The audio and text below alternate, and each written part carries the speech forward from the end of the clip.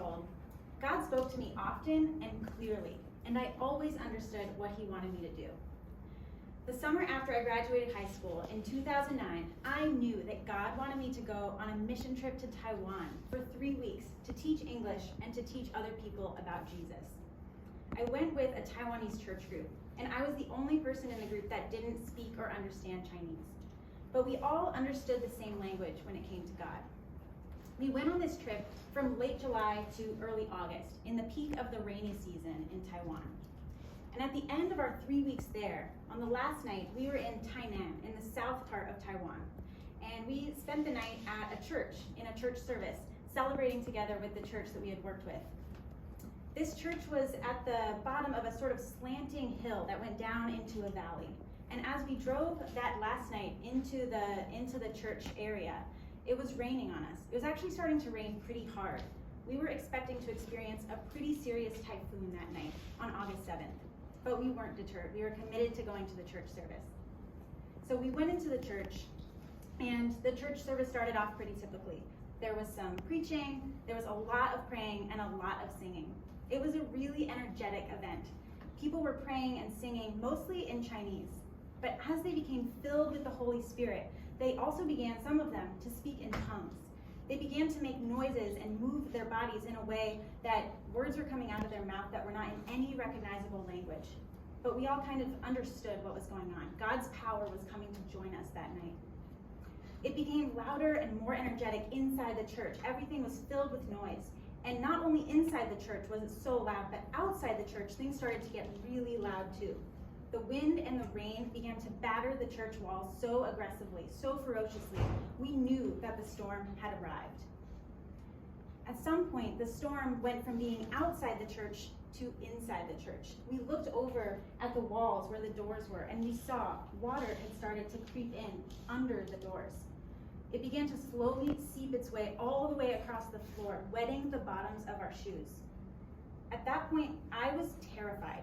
I had never been in a flooded building before, and I knew that we were in a valley. This was not a place that you wanted to be in the middle of a flood. And the typhoon was powerful. We could hear it outside. At the time, I felt a message from God that we should probably get the heck out of there. We needed to not be in this dangerous place that was obviously going to keep flooding. But others in our group were in such a mindset that they got a different message from God. They felt that this was an opportunity for God to show his power by working a miracle, by saving us from the storm. And so our group invited God to work a miracle.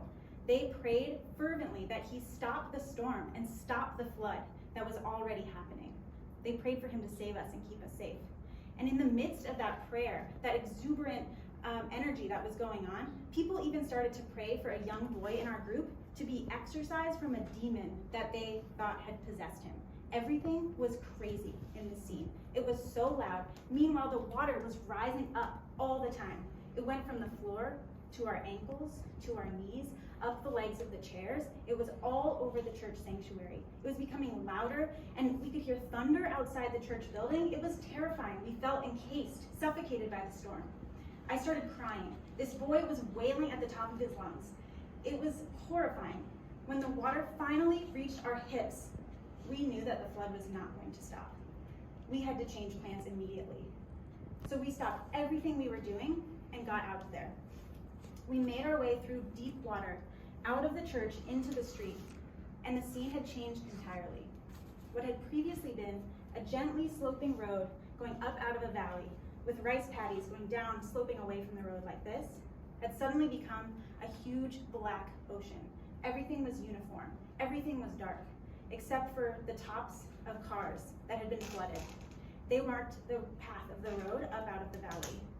So we held onto each other's hands. We made one big chain, and we trudged painstakingly, terrifyingly, along the cars so as not to fall off the road into the valley.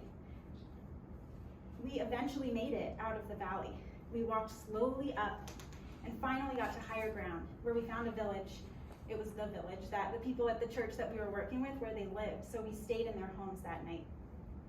The next morning, there was still a flood everywhere, but we made it to the bus stop, and the bus drove its way through some flooded streets, finally getting up onto a dry highway, driving all the way back up to Taipei, 3 or 4 hours away, and we caught our plane back to the United States that next day, August 8th. We made it. Typhoon Morakot struck Taiwan between August 7th and 8th, 2009.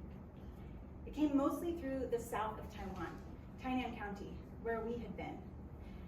And as it swept its way through the land, it brushed aside bridges and cars. It broke dams and levees, releasing thousands of liters of water, causing floods everywhere. It even caused a mudslide so severe that it buried an entire village, burying alive and killing the 400 people that lived there. All in all, Typhoon Morakot killed over 600 people in Taiwan. It was the deadliest typhoon to hit Taiwan since 1959. I still can't believe that I was there and that I survived. I didn't know any of this until a couple days ago when I researched this to tell you all this story. Thinking about it now, I wonder, did those 600 victims pray like we had prayed? And I wonder, did the members of our group feel that God had answered our prayer and protected us?